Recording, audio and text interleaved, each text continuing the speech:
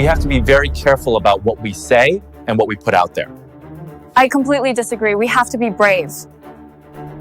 So many things have happened, it's hard to keep up. I agree. It's a lot to cover. 안녕하세요. 오늘 저희가 함께 들여다볼 자료들은요. 현재 대한민국 사회의 근간을 뒤흔드는 여러 논란들을 담고 있습니다. 네, 맞습니다. 사법부 수장의 어떤 정치 개입 의혹부터 시작해서요. 검찰 수사의 공정성 문제, 그리고 또 유력 정치인하고 종교단체의 유착 의혹까지. 이게 마치 서로 연결된 도미노처럼 문제가 터져나오는 그런 형국인데요. 그렇습니다. 보내주신 기사나 영상 클립, 또 내부 보고서 같은 것들을 쭉 종합해보면요. 각각의 사건들이 그냥 단순히 개별적인 스캔들이 아니다, 이런 생각이 듭니다. 그보다는 대한민국 핵심 기관들의 신뢰가 동시에 무너지고 있는 어떤 좀 거대한 흐름을 보여주는 것 같아요. 거대한 흐름이요. 네. 그래서 오늘 저희는 이 자료들을 바탕으로 그냥 표면적인 사건 나열을 좀 넘어서요. 그 이면에 숨겨진 의미, 그리고 또 여러분께서 주목하셔야 할 그 핵심적인 연결고리들, 이런 것들을 좀 파헤쳐보고자 합니다. 좋습니다. 그럼 이 복잡하게 얽힌 실타래를 하나씩 풀어가 보죠. 가장 먼저 역시 사법부의 정점이죠. 대법원. 구체적으로는 조희대 대법원장을 둘러싼 논란부터 좀 짚어보겠습니다. 그 윤석열 전 대통령 파면 직후에요. 굉장히 민감한 만남이 있었다. 이런 의혹이 제기됐죠. 네, 그 부승찬 의원이 제기한 제보가 그 시작이었습니다. 시점은 윤 전 대통령 파면이 4월 4일이었으니까 바로 그 직후인 4월 7일 또는 10일경 이렇게 추정이 되는데요. 정말 바로 직후네요. 네, 조희대 대법원장하고 한덕수 당시 총리 권한대행, 그리고 정상명 전 검찰총장, 마지막으로 김건희 씨 일가 관련 인물로 알려진 김충식 씨, 이렇게 네 사람이 비밀리에 만났다는 겁니다. 4명이나요? 네, 근데 여기서 중요한 건 단순히 만났다는 그 사실 자체보다도 그 자리에서 조 대법원장이 당시 가장 첨예한 정치적 현안이었잖아요. 그렇죠. 이재명 대표 사건. 네, 이재명 사건은 대법원에서 알아서 처리하겠다, 이런 취지의 발언을 했다는 그 제보 내용입니다. 이게 핵심이죠. 만약 사실이라면 정말 파장이 클 발언인데요. 게다가 서영교 의원이 언급한 또 다른 제보도 있지 않습니까? 이건 작년 6월이라고 하던데요. 맞습니다. 그것도 있죠. 작년 6월경에 조 대법원장이 당시 윤석열 대통령에게 직접 이재명은 대선 후보가 될 수 없으니 걱정 말라, 약간 이런 뉘앙스로 이야기를 했다는 건데요. 중요한 건 이 두 제보의 제보자가 서로 다른 인물이라는 점입니다. 그래서 이 의혹들이 그냥 쉽게 가라앉지 않고 계속 불거지는 거죠. 물론 조 대법원장 측의 공식 입장은 나왔죠. 네, 당연히 공식적으로는 모든 의혹을 전면 부인했습니다. 한덕수 전 총리는 물론이고 거론된 다른 누구와도 이재명 대표 사건 관련해서는 논의하거나 만난 사실 자체가 아예 없다, 이런 입장이고요. 한 전 총리 측 역시 개인적인 친분도 없고 만난 적도 없다, 이렇게 딱 선을 그었습니다. 처음에 좀 대응이 달랐던 것 같기도 한데요. 초기에 의혹이 제기된 직후에는 기자들 질문을 좀 피하는 듯한 모습을 보이기도 했었죠. 하지만 현재 공식 입장은 어쨌든 사실 무근입니다.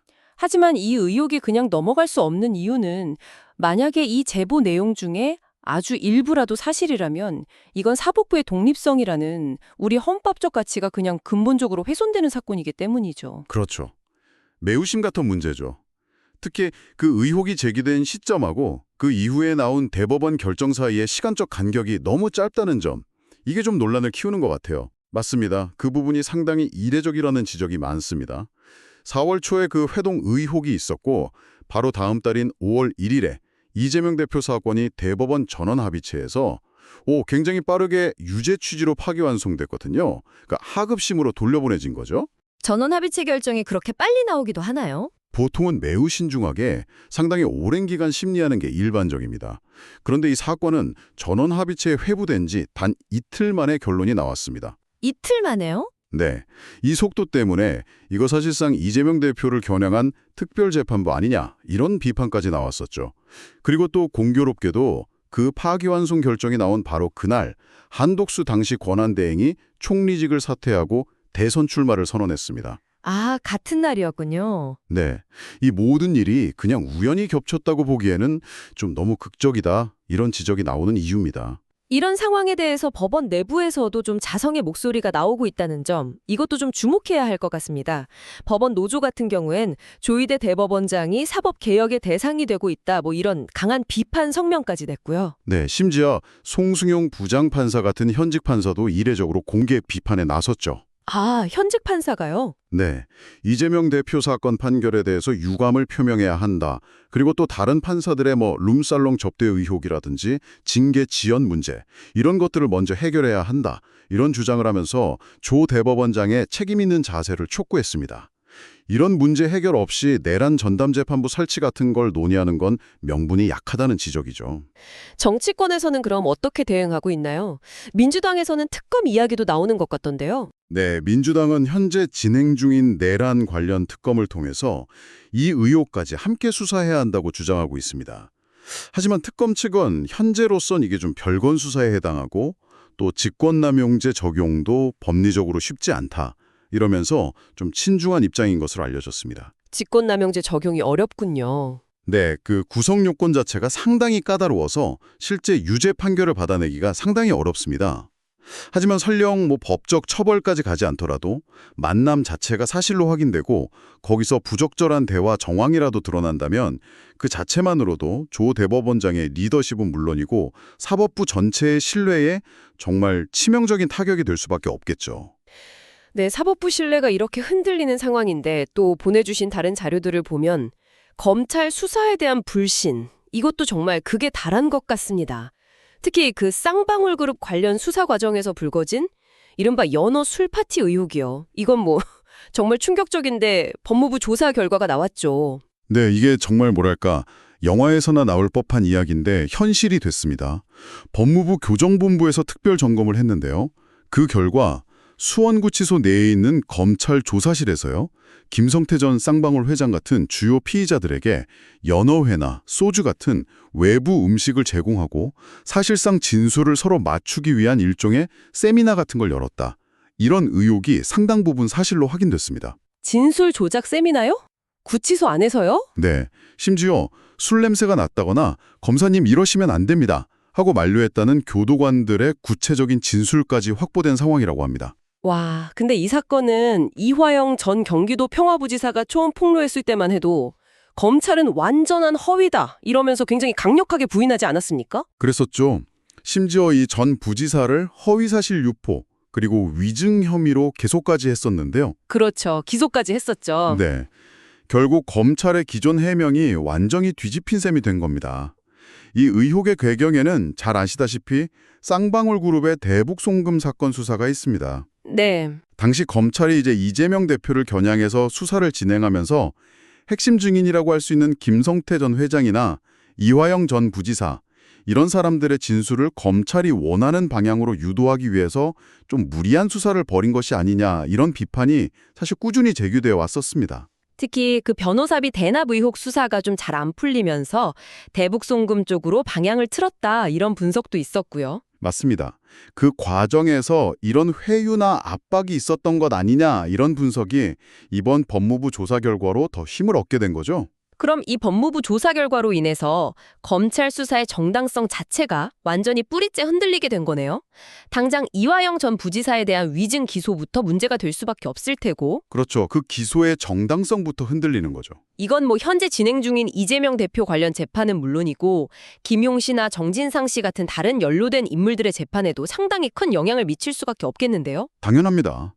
변호인 측에서는 이걸 근거로 위법하게 수집된 증거다, 이렇게 주장하면서 증거 능력을 다투거나 심지어는 공소기각까지 주장할 가능성이 매우 커졌습니다. 공소기각까지요? 네, 검찰이 피의자나 증인을 회유하거나 진술을 조작하려 했다, 이런 정황이 드러났다는 것은 수사 과정의 신뢰도를 그냥 근본적으로 무너뜨리는 행위이기 때문입니다. 대검찰청에서 감찰에 착수한다고는 하는데 글쎄요, 과연 제19 감싸기라는 비판에서 자유로울 수 있을지는 좀 의문입니다. 그쵸. 자체 감찰이라는 게 항상 좀, 네. 그래서 아마 특검 수사 요구라든지 아니면 관련 검사들에 대한 탄핵소추 요구가 더욱 거세질 것으로 보입니다. 사법부에 이어서 검찰까지 정말 국가의 핵심 사정기관에 대한 신뢰가 이렇게 동시다발적으로 흔들리는 상황이라니 참담하다는 생각마저 듭니다. 그런데 이게 또 끝이 아니죠. 정치권, 특히 여권 내부에서도 아주 큰 파장을 일으키는 사건이 터졌습니다. 권성동 의원의 구속 그리고 통일교 연루 의혹입니다. 네. 국민의힘의 중진 의원이죠. 권성동 의원이 정치자금법 위반 등의 혐의로 결국 구속됐습니다. 이게 현재 진행 중인 내란 관련 특검 수사 과정에서 현역 국회의원이 구속된 첫 사례라서 여권에 미치는 충격이 상당히 커 보입니다. 혐의 내용이 구체적으로 뭐였죠? 1억 원 이야기던데요. 네, 혐의의 핵심은 2022년 대선 직전에요. 통일교 측의 핵심 인사로 알려진 윤영호 씨로부터 현금 1억 원을 받았다 이겁니다. 물론 권 의원 측은 넥타이 선물이었다 이렇게 주장했지만요. 넥타이 선물이 1억 원이요? 네. 그런데 그 윤영호 씨의 진술이 상당히 구체적이었고 또 결정적으로 한국은행 띠지로 묶인 돈다발, 우리가 흔히 관봉권이라고 부르는 그거요. 그 사진이 증거로 제시됐습니다. 아, 그 관봉권 사진이요? 네. 이 관봉권이라는 게 현금 출처나 전달 경로를 파악하는 데 아주 중요한 단서가 될 수 있거든요. 여기에다가 권 의원이 뭐 휴대폰을 교체한다거나 차명폰을 사용한 정황 같은 증거인멸 우려까지 더해지면서 결국 구속영장이 발부됐습니다. 그런데 이 사건이 그냥 단순한 개인 비리를 넘어서 통일교의 조직적인 대선 개입 의혹 이쪽으로까지 번지고 있다는 점이 더 심각해 보입니다. 공교롭게도 권 의원이 구속되자마자 그동안 계속 건강 문제를 이유로 특검 소환에 불응하던 통일교 한학자 총재가 갑자기 자진 출석을 했죠. 타이밍이 정말 절묘했죠. 많은 전문가들은 권 의원의 구속이 한 총재의 출석 결정에 직접적인 영향을 미쳤을 것이다 이렇게 분석하고 있습니다. 그럴 수 있겠네요. 압박감을 느꼈을 수도 있겠고요. 네. 그리고 특검이 확보한 여러 자료들을 보면요. 통일교 내부에서 어떤 권력 다툼 같은 게 있었는데 그 과정에서 한 총재 측이 당시 유력 대선 후보였던 윤석열 후보 측에 좀 줄을 서기 위해서 교단 차원에서 상당히 조직적으로 움직인 정황들이 드러나고 있다는 겁니다. 조직적으로요? 어떤 정황들인가요? 예를 들면 신도들에게 특정 정당 가입을 막 독려한다거나 혹은 뭐 한학자 총재가 보수를 선택했다, 금전적인 지원을 했다 이런 내용이 담긴 문자 메시지 같은 것들이요. 심지어는 한 총재가 직접 지원을 지시하는 듯한 녹취까지 확보됐다는 보도도 지금 나오고 있습니다. 녹취까지요? 와. 근데 그 1억 원 말고 추가 자금 의혹도 있지 않습니까? 쇼핑백 2개 분량이다 뭐 이런 이야기도 있던데요. 네, 맞습니다. 대략 한 10억에서 많게는 20억 원 정도로 추정되는 그 추가 자금의 존재, 그리고 그 돈이 어디에 쓰였는지, 그 용처가 앞으로 수사의 핵심이 될 것으로 보입니다. 그 돈의 행방이 중요하겠네요. 그렇죠. 이 돈이 만약 권 의원 개인에게 갔는지 아니면 당시 국민의힘 선거 캠프나 당으로 흘러 들어갔는지에 따라서 정치적 하장이 완전히 달라질 수 있습니다. 만약에 당으로 유입된 정황이라도 나온다면 이건 뭐 다른 여권 인사들로까지 수사가 확대될 가능성도 배제할 수 없는 거죠. 권 의원이 구속 직후에 SNS에 글을 올렸다가 또 논란이 됐었죠. 피냄새를 맡은 상어 떼처럼 민주당이 몰려들 것이다. 뭐 이런 내용이었던 것 같은데요. 네, 그 글 때문에 오히려 여론의 문매를 맞기도 했죠. 근데 또 흥미로운 우연의 일치랄까요? 권 의원이 구속된 당일날 그 지역구인 강릉에 엄청나게 큰 비가 내렸다고 합니다. 아, 그랬군요. 그래서 온라인상에서는 뭐 재물성동이라느니 하늘의 축복이라느냐 하는 좀 풍자적인 밈 같은 것들이 돌기도 했습니다. 참, 여러 가지 이야기가 나오네요.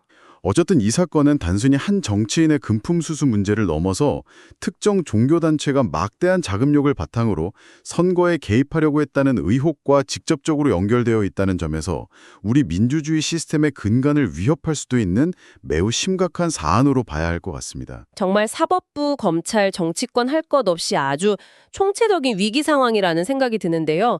다른 자료들에서도 계속해서 관련된 문제들이 드러나고 있는 것 같아요. 예를 들어서 그 김상민 전 검사의 뇌물수수 혐의 사건 같은 경우는 어떻습니까? 이것도 역시 김건희 여사 일가와 연결되어 있는 거죠? 네, 그렇습니다. 김 전 검사는 고가의 그림을 뇌물로 받았다는 혐의를 받고 있는데요. 본인은 이게 김건희 여사의 오빠인 김진우 씨 심부름이었다 이렇게 주장을 하고 있습니다. 그런데 좀 역설적이게도 그 김진우 씨가 압수수색 이후에 그 문제의 그림들을 자기 장모 집으로 옮겨서 숨기려 한 정황이 포착됐어요. 아, 숨기려 한 정황이요? 네. 그러면서 의혹을 오히려 더 커지고 있는 상황입니다. 이건 역시 사법 시스템 내의 어떤 부패 문제, 그리고 권력층과의 부적절한 유착 가능성, 이런 걸 보여주는 또 하나의 사례로 해석될 여지가 충분히 있죠. 국정원의 내란 개입 의혹 역시 조태용 전 원장 책임론이라든지 김태효 전 차장의 공작금 유용 의혹 같은 걸로 계속 확대되는 양상이고요. 어떻게 보면 정말 각 기관에서 비슷한 성격의 문제들이 동시다발적으로 터져나오고 있는 건데 이 모든 걸 관통하는 핵심 키워드는 결국 신뢰의 붕괴 아닐까 싶습니다. 정말 정확한 지적이십니다. 오늘 저희가 함께 살펴본 이 자료들이 공통적으로 가리키고 있는 것은 바로 그것. 대한민국 핵심 기관들에 대한 국민적인 신뢰가 아주 심각하게 훼손되고 있다는 점입니다. 네. 사법부는 공정성과 독립성을 의심받고 있고요. 검찰은 수사의 중립성과 신뢰성에 정말 치명상을 입었습니다. 또 정치권은 부패 스캔들이나 부적절한 유착 의혹에서 자유롭지 못한 모습을 보여주고 있고요. 이런 문제들이 또 서로 막 얽히고 설켜서 사회 전체의 불안정성을 더 높이고 있는 그런 형국이라고 할 수 있겠습니다. 네, 조희대 대법원장을 둘러싼 논란에서 시작해서 검찰의 수사 방식 문제, 그리고 권성동 의원의 정치자금 스캔들까지 이 사건들의 수사 결과가 앞으로 어떻게 나오던 간에 이미 우리 사회의 근본적인 시스템에 대해서 아주 깊은 질문을 던지고 있는 것 같습니다.